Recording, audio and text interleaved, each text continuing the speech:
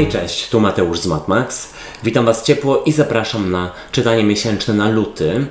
I tradycyjnie zobaczę dla Was ogólną energię, co ma szansę do Was przyjść i odejść do przeszłości, jak Wy się przedstawiacie, dalej rada oraz informacje, czego raczej nie robić i czego unikać w tym miesiącu. Dalej przejdę do czytania na miłość i uczucia dla singli i osób w związkach i całość zakończę informacją, co wydarzy się w pracy i w finansach. Na moim kanale są już czytania noworoczne, tutaj gdzieś je na górze podlinkuję, ale w opisie pod filmem i w komentarzu z czasówką również je znajdziecie, więc zachęcam do sprawdzania. Pamiętajcie jednak, że te czytania są bardzo ogólne i tutaj nie będzie wszystko z Wami rezonowało, więc bierzcie do siebie tylko i wyłącznie to, co Wam odpowiada, a całą resztą w ogóle się nie przejmujcie. Ewentualnie zachęcam Was do sprawdzania czytań również dla swoich znaków ascendentalnych, bo wówczas będzie można wyciągnąć średnią z obu czytań. Panny, przejdźmy do czytania i sprawdźmy, jaka będzie dla Was ogólna energia na luty.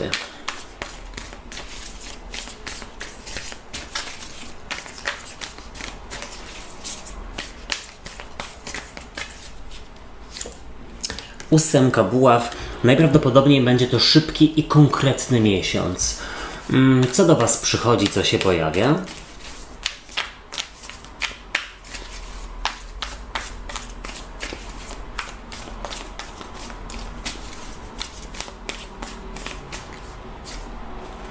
Przychodzi do Was karta diabła z kolei i diabeł może być związany z utknięciem, z kontrolą i myślę, że będzie tutaj wyswobodzenie się z jakiegoś utknięcia czy kontroli, ale to zaraz. Co odchodzi do przeszłości?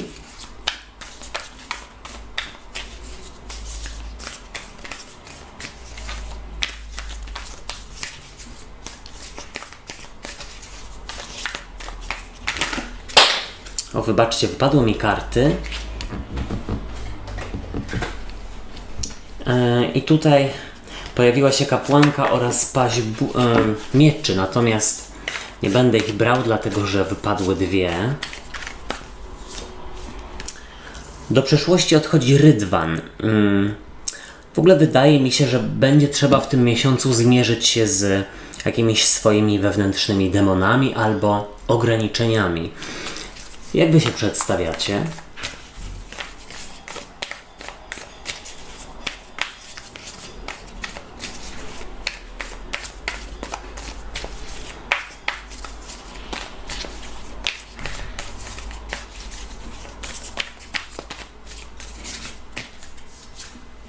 A Wy przedstawiacie się jako karta cesarzowej. Pięknie, bo cesarzowa to karta obfitości. W ogóle na razie dosyć dużo wielkich arkan, więc może to być ważny miesiąc. A rada dla Was?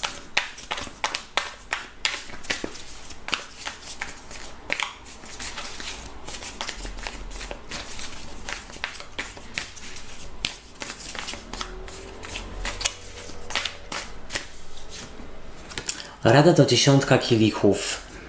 Cieszyć się, radować, ale też tutaj jest coś związanego z rodziną i z przyjaciółmi. Czego nie robić, czego unikać.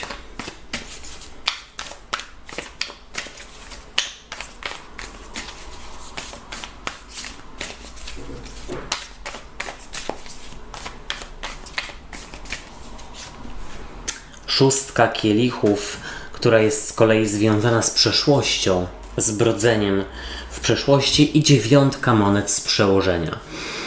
Myślę, że będzie to całkiem niezły miesiąc, na pewno szybki i obfitujący w różnego rodzaju zwroty akcji, ale zacznijmy od tego, że z przełożenia macie 9 monet i ta karta jest kartą samowystarczalności i poczucia, że macie tyle, ile Wam potrzeba.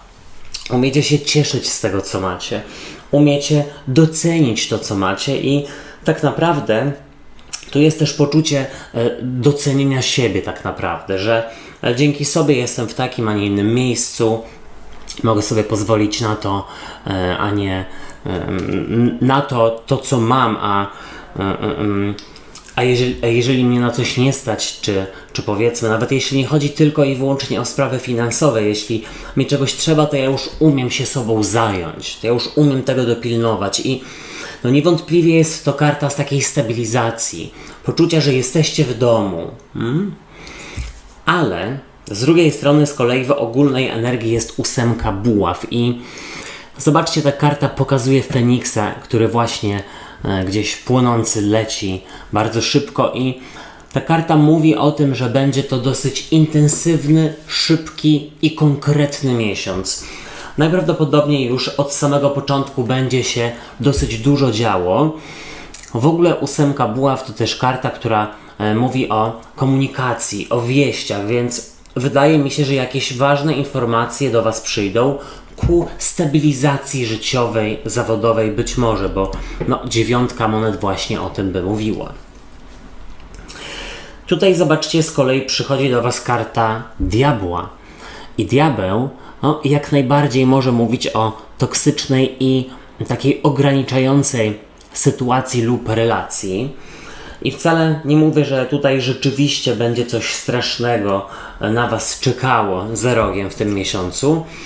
Bardziej ja bym się skupił na tym znaczeniu dotyczącym ograniczenia i takiego szukania sobie wymówek, ewentualnie właśnie poczucia utknięcia i z tym poczuciem utknięcia, być może zagrożenia, należałoby się zmierzyć w tym miesiącu i mi się wydaje, że to jest świetny miesiąc na to, aby pracować nad swoją siłą woli, pracować nad nałogami, jakimiś złymi nawykami, być może nawet takimi związanymi z krytykowaniem siebie albo właśnie autosabotażem, który Was broni przed ruszeniem do przodu, podejmowaniem ryzyka i tak dalej.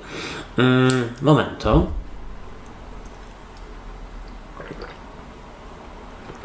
I teraz tak. Do przeszłości odchodzi karta Rydwanu i ona, zobaczcie, przedstawia Babę Jagę, która tutaj właśnie sprawuje kontrolę nad 2 ptakami, sową i krukiem. Bardzo mądre stworzenia i nie takie łatwe do złapania i jako że ta karta odchodzi do przeszłości, czyli tutaj powiedzmy karta kontroli, a przychodzi karta diabła, to mi się właśnie wydaje, że albo w tym miesiącu nie trzeba tak bardzo dużo, powiedzmy, właśnie kontrolować, mieć na swoich barkach, czuć, że jest taka trudność. Mam wrażenie, że wręcz przeciwnie, jest tutaj pewna lekkość w wykonywaniu tych wszystkich zadań i wyzwań tego miesiąca. Jeśli chodzi o Rydwan, to mi się wydaje, że tutaj właśnie jest takie poczucie, że nie muszę czegoś, powiedzmy, zmieniać, nie muszę od czegoś uciekać, mogę to albo ulepszyć, albo umieć to docenić, ewentualnie zastanowić się tak naprawdę, dlaczego chcę od czegoś uciec. Mam nadzieję, że z kimś to będzie rezonowało. W razie czego sprawdzajcie czytania dla swoich znaków ascendentalnych. Piszcie w ogóle, jakie macie. Zobaczcie, wy przedstawiacie się jako karta cesarzowej i cesarzowa jest tutaj przedstawiona jako kobieta przy nadziei.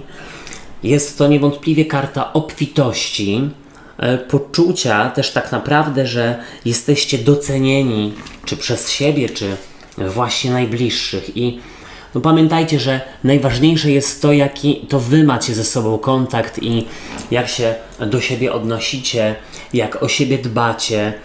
To też jest związane na przykład z dogadzaniem innym kosztem siebie.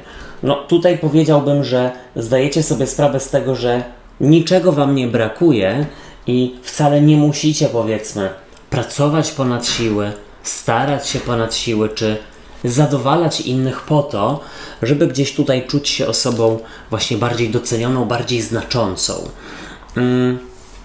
Co jest w Radzie?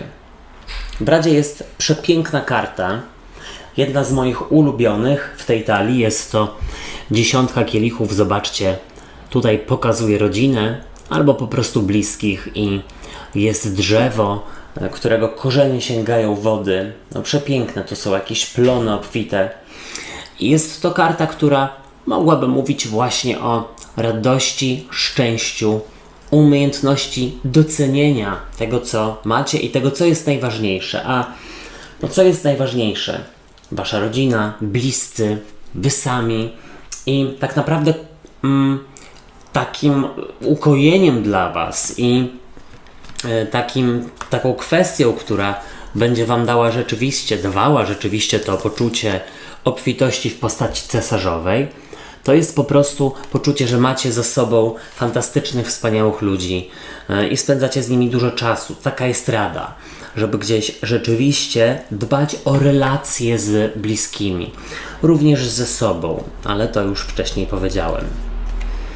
Czego nie robić, czego unikać? Karta szóstki kielichów z kolei. I ta karta mówi dosłownie o zaglądaniu w przeszłość. I wcale nie mówię tutaj, żeby nie sięgać w przeszłość po to, aby wyciągnąć jakieś wnioski, czy jakąś lekcję, jakąś naukę. Nie, wręcz przeciwnie.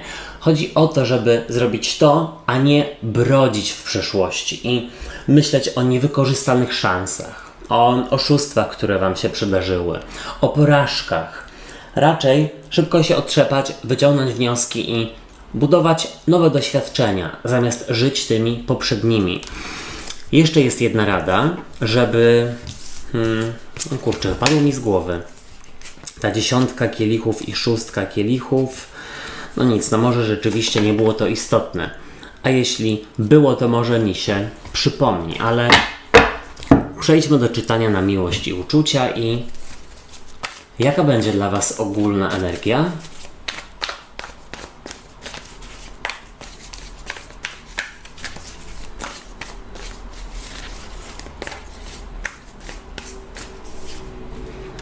Dziesiątka kielichów znowu.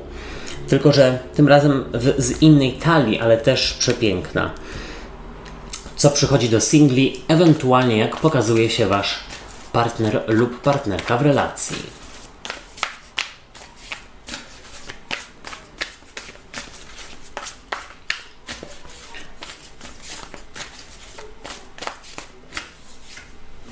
O, tutaj jest karta słońca, no cudownie.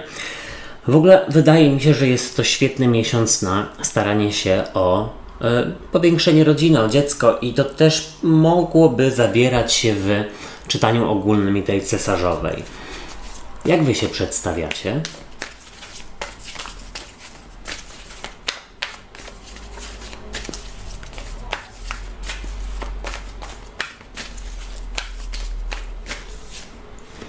Król kielichów, bardzo ładne czytanie.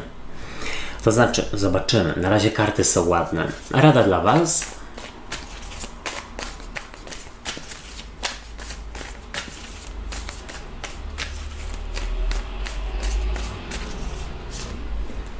Szóstka monet, równowaga w braniu i dawaniu i czego nie robić, czego unikać.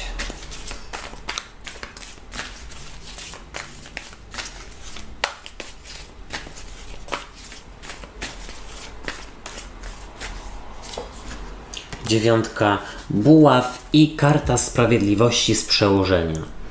No, może ktoś rzeczywiście ma tutaj kontakt z wagą, ewentualnie bliźniętami lub wodnikiem. Chociaż w sumie trygon ognia też tutaj pasuje, ale dużo kielichów, dużo emocji, dużo czułości i wydaje mi się, że raczej sporo stabilizacji i zrozumienia. Ale zacznijmy od tego, że dla związków karta sprawiedliwości z przełożenia może właśnie mówić o spokoju i stabilizacji, które niewątpliwie będą w tym miesiącu. Raczej powiedzmy mniej sinusoidalnie aniżeli do tej pory i świetny miesiąc na to, aby wyjaśnić jakieś sprawy związane z sądem, dokumentami, rozliczeniami. Jeśli chodzi o single, to ta karta sprawiedliwości może mówić o tym, że jakaś sprawiedliwość was w tym miesiącu czeka i być może rzeczywiście, jeśli długo czekaliście w cudzysłowie na poznanie odpowiedniej osoby, myślę, że w tym miesiącu może to się wydarzyć, ale pamiętajcie, żeby ocenić sprawiedliwie nowo poznane osoby i nie popełniać tych samych błędów co wcześniej. To jest a propos zamknięcia przeszłości. Zobaczcie, w ogólnej energii dla związków jest 10 kielichów i To piękna karta, która przedstawia dwie syreny, które spędzają ze sobą pięknie czas. Przed nimi morze i tęcza i jest to niewątpliwie karta mówiąca o namiętności, ale o czułości wielkiej, o dbaniu o siebie i raczej o takiej pozytywnej aurze pomiędzy wami. Momentami może być tak jakby mniej poważnie, bardziej tak, jeśli wejdą poważne tematy, to mam wrażenie, że możecie to obracać wszystko w żart albo unikać za cenę właśnie takiej miłej atmosfery dziesiątki kielichów. Dla singli ta karta w ogólnej energii mówi o tym niewątpliwie, że miesiąc obfituje w spotkania towarzyskie, spotkania z przyjaciółmi. Mam wrażenie, że ktoś nowy może się pojawić podczas spotkań właśnie z rodziną, z przyjaciółmi. I w ogóle dużo takiego, dużo czułości Was może czekać w tym miesiącu. Więc jeśli rzeczywiście chcecie być w związku, czy kogoś poznać, proszę chodzić na randki, dlatego że aura jest świetna i niewątpliwie ku temu sprzyja. Momento.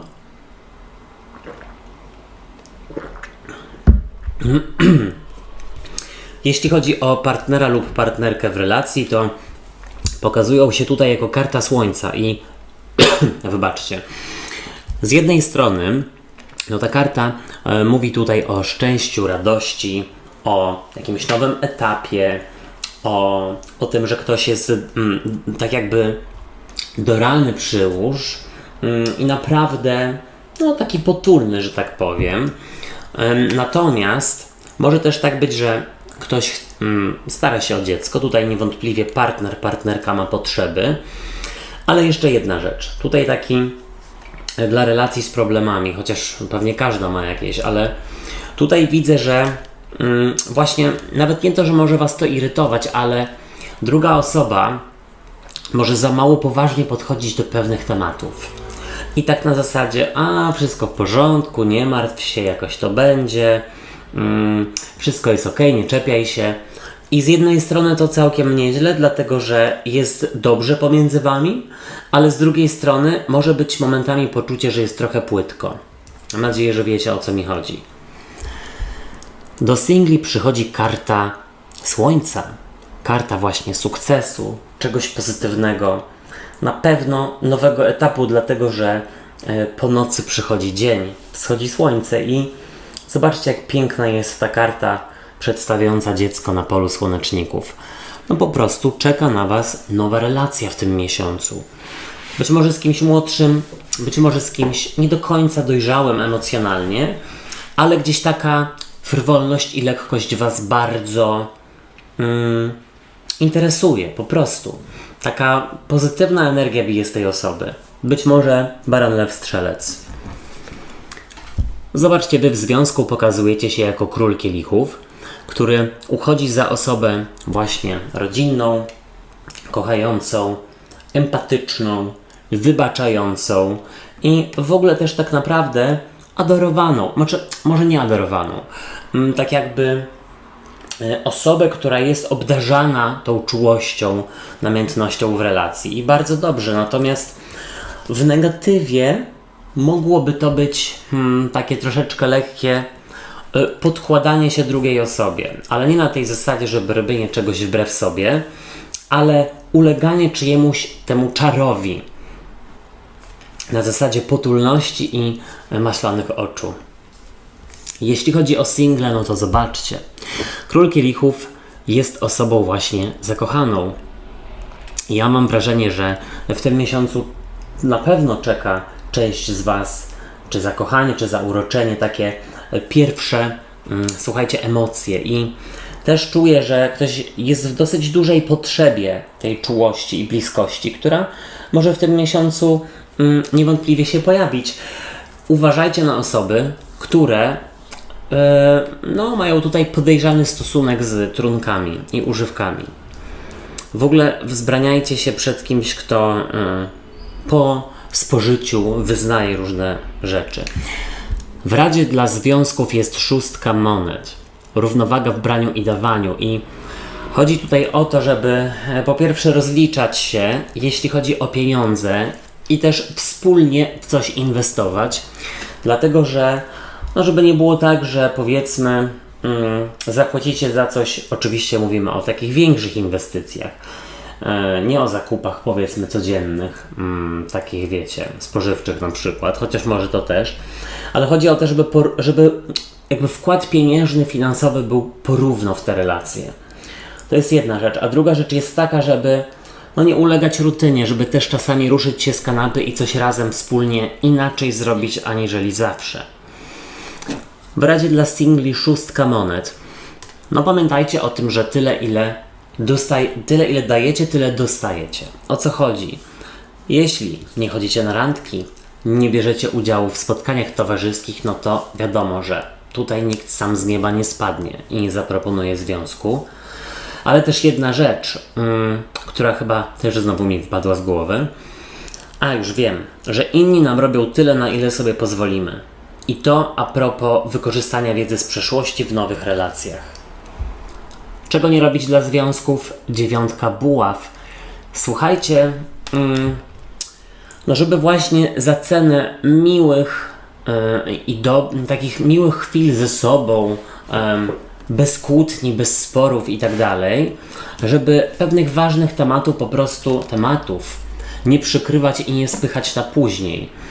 No gdzieś ta relacja ma być głęboka i oparta rzeczywiście na mocnych fundamentach, a nie takie fiu. Ale 9 buław też mówi o tym, aby nie zapominać o asertywności, zwłaszcza jeśli ktoś ma problemy z nałogami. Czego nie robić, czego unikać dla singli?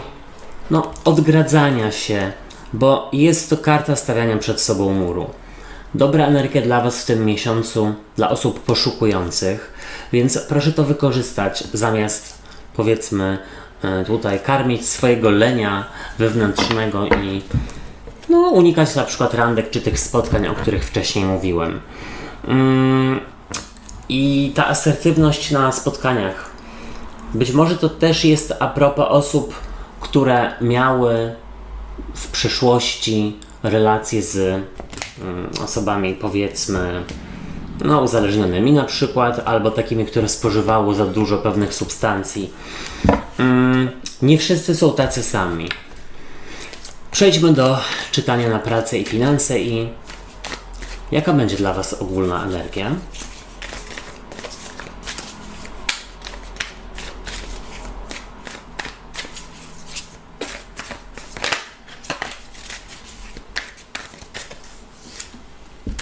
Karta kochanków, dobrze. Co do Was przychodzi, co się pojawia?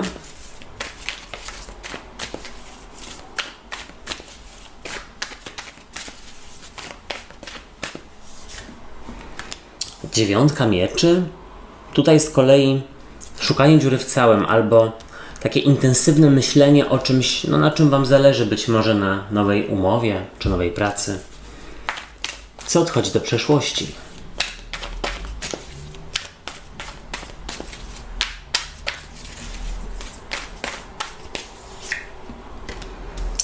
Dwójka kielichów. No tutaj trzeba poważnie potraktować sprawy i nie bagatelizować czegoś. Jak Wy się przedstawiacie?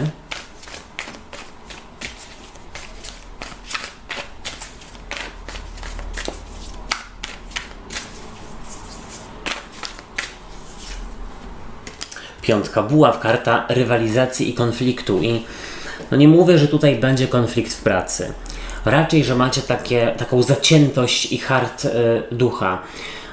Dobry miesiąc na rozmowy kwalifikacyjne. Rada dla Was.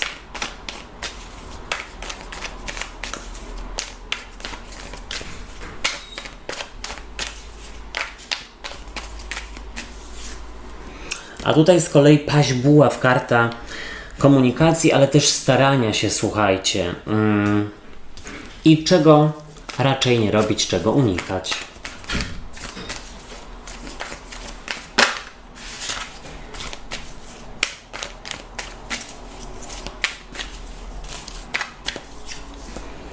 Karta sprawiedliwości i piątka monet z przełożenia. No ciekawe.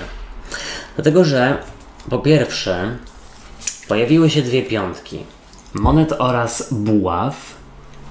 A po drugie, tu macie kartę sprawiedliwości, kochanków oraz dwójki kielichów. I one w pewien sposób są do siebie podobne. No to ta dualność właśnie, ale ważna rzecz jest taka, że nie należy absolutnie wchodzić w romanse w pracy. No dobra, niech no ja tutaj zażyję wody. I teraz tak, z przełożenia piątka monet to jest karta braku, ale mi się wydaje, że ten brak nie jest związany z pieniędzmi, finansami, ale bardziej z takim podwyższeniem sobie poprzeczki i z poczuciem, że stać was na więcej, że może powinniście zarabiać więcej, że może wasze zaangażowanie i oddanie się pracy powinno być w jakiś sposób docenione bardziej. Mi się wydaje, że to jest energia z poprzednich tygodni, dni czy miesiąca. Sprawdźcie w razie czego czytanie styczniowe lub tygodniowe, a może roczne.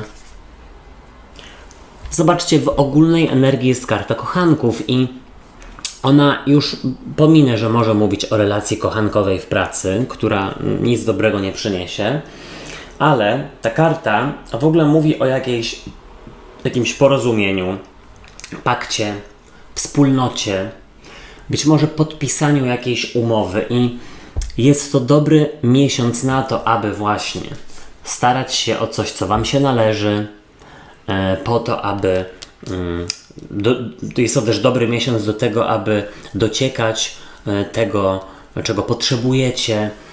Dobry miesiąc na negocjacje, na rozmowy. Przychodzi do was dziewiątka mieczy. Karta chomika w głowie, natłoku myśli i szukania dziury w całym, więc jest to dosłownie informacja, że za bardzo się czymś martwicie i za bardzo bierzecie do siebie pewne rzeczy, które dzieją się w pracy. Jasne, widzę, że to będzie dosyć intensywny miesiąc, ale żeby nie było tak, że tutaj praca zdominuje wasze myśli i wasze życie, bo no pamiętajcie, że tak naprawdę pracujemy nie tylko inaczej, nie żyjemy po to, żeby pracować, ale na odwrót. Gdzieś nasze życie prywatne dzieje się po pracy, w ogóle nasze życie dzieje się po pracy i tutaj dbajcie o siebie, żeby po prostu za dużo nie myśleć, nie martwić się pracą i nie przenosić też jej do domu, bo to też wpłynie na relacje z innymi. Zobaczcie, do przeszłości odchodzi karta sprawiedliwości i ja myślę, że to jest właśnie świetny czas do tego, aby zawalczyć o coś, co wam się należy, a na przykład z jakiegoś powodu nie było wam do tej pory, powiedzmy, dane, czy oddane. Na przykład, powiedzmy, że szef obiecuje podwyżkę, bonus, czy jakiś awans, czy przeniesienie od jakiegoś czasu. I to jest takie mydlenie oczu. Będzie, kiedyś tam, kiedyś, ale żadnych konkretów. I no tutaj o te konkrety trzeba zawalczyć. Tutaj też może być nierówność w traktowaniu pracowników. Mam takie wrażenie. Jedni mogą dostawać więcej, drudzy mniej, a robić to samo. Albo ci, co robią więcej, wcale nie dostają rzeczywiście więcej. A wy zobaczcie, przedstawiacie się jako piątka buław i jest to karta konfliktu lub rywalizacji. I teraz tak, po pierwsze macie tutaj zaciętość, hard ducha i taką wolę do tego, aby postarać się o to, co wam się należy. Świetny czas do tego, aby odbywać rozmowy kwalifikacyjne i negocjować, ale też uważajcie, żeby za dużo w pracy nie rozmawiać o życiu prywatnym, bo wydaje mi się, że może tutaj ktoś kablować. Zobaczcie, w Radzie jest karta Pazia Buław i ja go bardzo lubię, on mi przypomina Dune, ale Paź Buław to jest karta komunikacji, to jest posłaniec, to jest karta, która mówi w ten sposób: staraj się, próbuj, rozmawiaj, dociekaj swojego. Natomiast jeśli chodzi o to życie prywatne, to unikaj po prostu plotek, dlatego że ktoś może uznać to za nieprofesjonalne. Jeszcze jedna bardzo ważna rzecz. Jeśli szukacie innej pracy albo już odbywacie jakieś rozmowy kwalifikacyjne, to nie chwalcie się tym dookoła, bo ktoś może to wykorzystać. Czego nie robić, czego unikać? 2 kielichów i powiedziałbym tak, unikać kumplostwa, kolesiostwa i jeśli rzeczywiście no tutaj ktoś nie działa fair i powiedzmy zbiera pieniądze albo uznanie za coś, czego nie robi lub udaje, że to robi, to absolutnie sobie na to nie pozwalać, dlatego że no słuchajcie, no jesteśmy ludźmi dorosłymi i należy się gdzieś tutaj szanować, ale ta karta też przestrzega przed tym, żeby nie romansować, nie flirtować z kimś w pracy. Mam nadzieję, że z kimś to rezonuje. Moi drodzy i moje drogie, ja Wam dziękuję za uwagę i życzę fantastycznego miesiąca. Tutaj gdzieś podlinkuję czytania noworoczne, więc koniecznie sprawdzajcie. Zostawiajcie po sobie ślad w postaci komentarzy i kciuków w górze, bo to pomoże mi w rozwoju go i wtedy będzie więcej czytań. Trzymajcie się, do usłyszenia, do zobaczenia. Hej, cześć i papa.